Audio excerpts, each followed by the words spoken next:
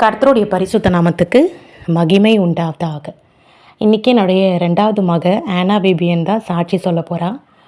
அந்த சாட்சி எனக்கே ஆக்சுவலி அவள் நடந்து முடிஞ்சதுக்கப்புறம் தான் சொன்னான்.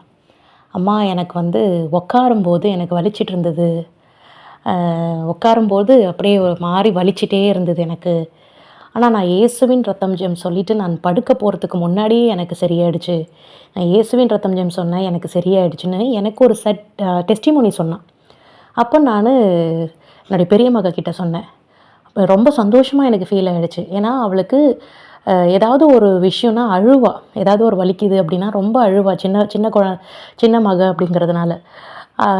இதே மாதிரி தான் முன்னாடி ஒரு முறை அவளுக்கு காலில் வலிச்சிட்டே இருந்தது. அம்மா நான் இயேசுவின் ரத்தம் ஜெயம் சொன்னதுக்கப்புறம் எனக்கு அந்த வலி சரியாக போச்சுன்னு சொன்னான். ஸோ ஆனா இங்கே வா, உனக்கு என்ன நடந்துடா பட்டு? ஏசப்பா உனக்கு எங்கே சரி பண்ணாங்க? உட்காரும் போது வலிச்சுதா? உட்காரும் போது எனக்கு வலிச்சிட்டு இருந்தது. அப்போ நான் படுக்கிறதுக்கு முன்னாடி இயேசுவின் ரத்தம் ஜெயம் சொன்னேன், சரியாயிடுச்சு. சூப்பராக ஏசப்பா சரி பண்ணிட்டாங்களா உனக்கு? ஆமாம். அப்போ இயேசுவின் ரத்தம் ஜெயம் இல்லை மேஜிக் இருக்குது, கரெக்டா? இயேசுவின் ரத்தம் ஜெயமில் என்ன இருக்குது? மேஜிக். அப்போ நீ இயேசுவின் ரத்தம் ஜெயம் மட்டும்தான் சொன்னியா? ஆமாம், வேற எதுவுமே சொல்லலை. பத்தியா, வேறு எதுவுமே சொல்லலை பத்தியா? அப்போது இயேசுவின் ரத்தம் ஜெயம் சொன்னால் சாத்தான் வெட்கப்பட்டு போகிறான், கரெக்டா? வலியே மறைஞ்சு போயிடுது. சரி, முன்னாடி ஒரு முறை சொன்னியே கால் வலிக்குதுன்னு சொன்னியே, அப்பயும் என்ன பண்ணின? அப்பயும் இயேசுவின் ரத்தம் ஜெயம் தான் சொன்னேன். அப்படியாடா செல்லம்?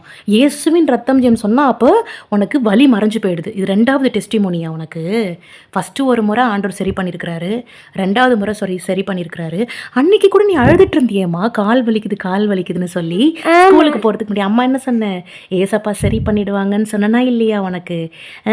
அப்போது பாருங்கள், இந்த குழந்தைங்க, சின்ன குழந்தைங்க, இவங்க பார்த்தீங்கன்னா ஓடுவாங்க, ஓடி வருவாங்க, எங்கே இடிச்சுப்பாங்க, ஏதாவது ஒன்று பண்ணும்பொழுது இவங்களுக்கு வலிக்க ஆரம்பிக்குது. ஆனால் இந்த வலிகள்லையும் பார்த்திங்கன்னா குழந்தை ஒரு நாள் ஒரே காலையில் ஸ்கூலுக்கு கிளப்புறதுக்கு போது குளிப்பாட்டும் போது வலிக்குதுன்னு கண்ணில் 2 கண்ணில் தண்ணி ஊற்றுது. அப்போ ஆண்டவர் எனக்கு வார்த்தையை கொடுத்தாரு, என்னென்னா அவளுக்கு சரியாயிடும் அப்படின்னு சொல்லிட்டு. அப்புறம் பார்த்திங்கன்னா அவள் ஸ்கூல்லேருந்து வரும்போது அவளுக்கு வலியே இல்லை. ஆக்சுவலி நான் கிளப்பி அனுப்பிட்டேன். ஆனால் ஆண்டவர் சொன்ன வார்த்தை அவளுக்கு சரியாயிடும். எப்போவுமே தேவனாகிய கர்த்தர் ஒரு காரியம் சரியாயிடும்னு சொன்னார்னா அது சரியாயிட்டு கொண்டே இருக்குது. இப்போ இந்த குழந்தைய பார்த்தா எனக்கு சந்தோஷமாக இருக்குது. சொல்லப்போனால் அது என்கிட்ட இன்டிமேட் பண்ணவே இல்லை.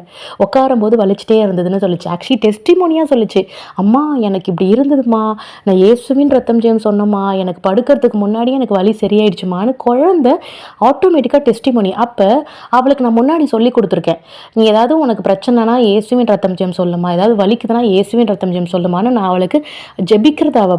அவளுக்காக ஜெபிக்கிறத பார்த்த உடனே அந்த குழந்தை அதை கற்றுக்கிட்டு அதையே செஞ்சுருக்கு. செய்யும்பொழுது ஆண்டவர் ஆன்சர் பண்ணியிருக்கிறாரு, அவள் வலியை சரி பண்ணியிருக்கிறாரு. அது ஒரு சாட்சியாக சொல்லும் பொழுது எனக்கு ரொம்ப ரொம்ப ஹாப்பி.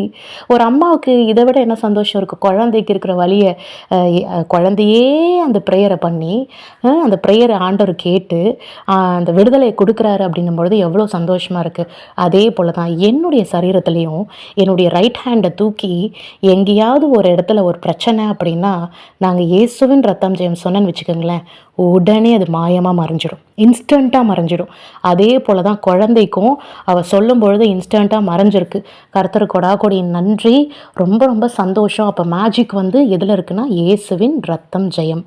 அப்போ இயேசுவின் ரத்தம் ஜெயம் சொன்னால் சாத்தானுடைய கண்ணில் மிளகா பொடியை தூரத்துக்கான ஒரு அர்த்தம்.